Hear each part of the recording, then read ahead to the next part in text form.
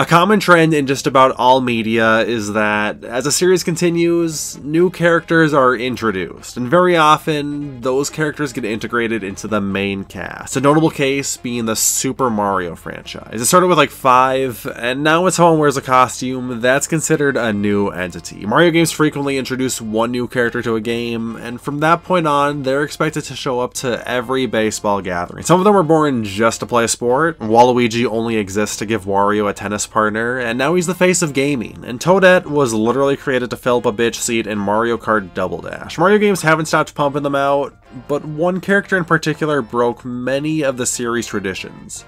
Rosalina. Rosalina marks an interesting period within the Mario universe because her debut ended the steady flow of prominent new characters. Characters you can count on showing up to every party. And even more impressive is how she fast passed her way into a playable role in a mainline Mario game. Rosalina's first appearance was in Super Mario Galaxy, where she solely existed to stand there and look pretty. But a unique element to her inclusion is that she came packed in with emotional baggage. Backstories are consistently absent with Mario characters. The game's follow the traditional storyline of bad guy steals a princess, and to this day we don't even know why Bowser kidnaps Peach or why Mario even cares. Yet this random lady from space has a thicker biography than the main character. Rosalina isn't just some chick with a crown. She's like an orphan running an orphanage. Lost her parents, lost her siblings. She found purpose in her life taking care of Lumas, all while maybe having casual immortality and the ability to control a universe reset. Of course, having this background would make her an instant hit.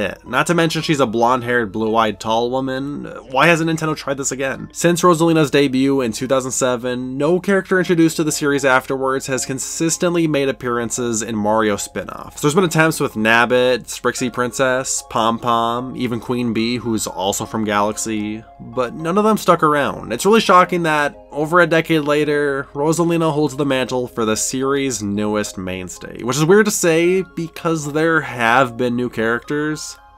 They're just old ones. Like the Koopalings made a steady amount of appearances since their inception in 1988, but it wasn't until the Wii U era where they started popping up more frequently. And then Pauline has literally been around since day one, but she lived in some weird Donkey Kong limbo for decades until Nintendo resurrected her for Super Mario Odyssey, which you could argue is just as interesting as Rosalina's background, which really starts to pick up in 2013. This was a big year for Rosalina, getting a playable role in Super Mario 3D World, and it's when she was revealed as a fighter in Super Smash Bros. They're both very impressive feats for someone with little significance in all her appearances, and the timing of it all is a bit suspicious.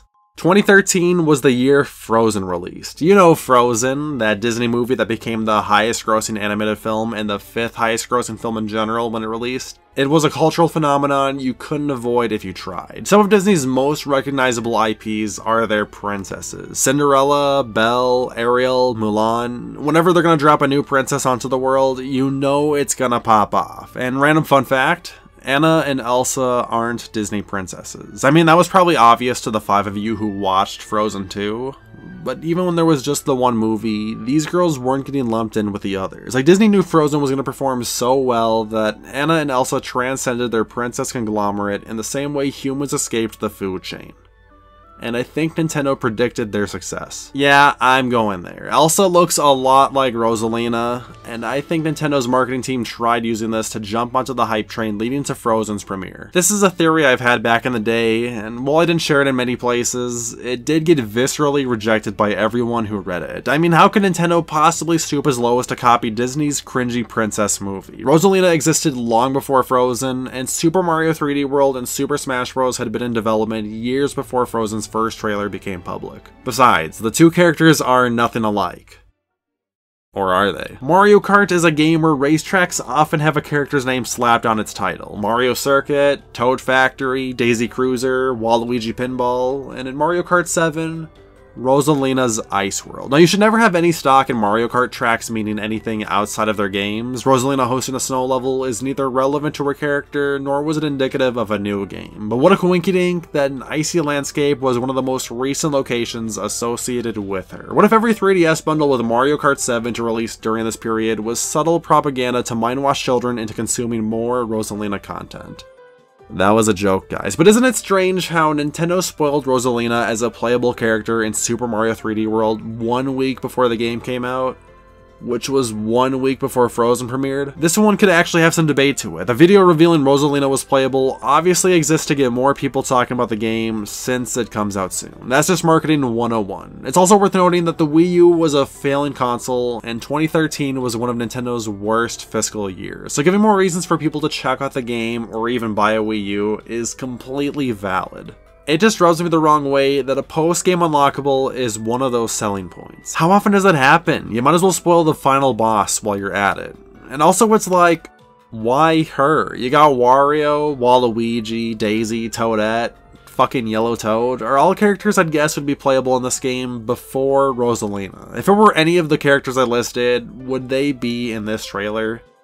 Who knows? But because it was Rosalina, and that she was revealed so close to Frozen's premiere instead of earlier, I can't help but think that maybe Nintendo was trying to appeal to the Disney crowd with this one. And to double down on my theory, isn't it weird that Rosalina was revealed as a fighter in Super Smash Bros. 1 month later? That's when a Nintendo Direct aired, and there was always going to be a newcomer trailer here. But who knows how many of the newcomer trailers were already completed, and what characters and stages were in a presentable state. Rosalina could have always been planned as the 48th fighter, but there's also 9 other characters she might have switched spots with. Was she chosen here because her trailer was a Nintendo Kart fake out, or was it because Frozen was making bank at the box office and Rosalina looks like Elsa? And speaking of Mario Kart and the December 2013 Nintendo Direct, that's when Rosalina was revealed as a playable character for Mario Kart 8. Was she probably definitely gonna be shown in here? Yeah, but hear this tomfoolery. Why is it that when the trailer finally shows her, she gets way more screen time than every other character? Is it to, perhaps, give people's monkey brains enough time to register that, hey wait, is that Elsa? Or brand new Super Smash Bros. Fighter Rosalina? I'm just saying I might be onto something. Why was Nintendo's marketing so focused on her around the release of Frozen, and why are people so horny for Rosalina that they're defending a multi-billion-dollar company copying another multi-billion-dollar company? Ultimately, none of this matters. It's just a speculation that I've never been able to let go, and whether or not it's true doesn't affect anything. Unless Nintendo sends out a ninja to assassinate me for publicizing this. If you agree or disagree, let me know in the comments. I'd love to see where the consensus may fall on this topic today. And if you really like coincidences, I purposely made my 2 most recent videos be Mario related. So check out my retrospectives of Super Mario 64 and Mario Party 5 if you want to hear more outrageous bouts of nonsense, and maybe even exhale air out of your nose once or twice. If you like this video, drop a like, subscribe, I won't flood your inbox, and because my buddy asked for it, this is HiJello telling you goodbye, Jello.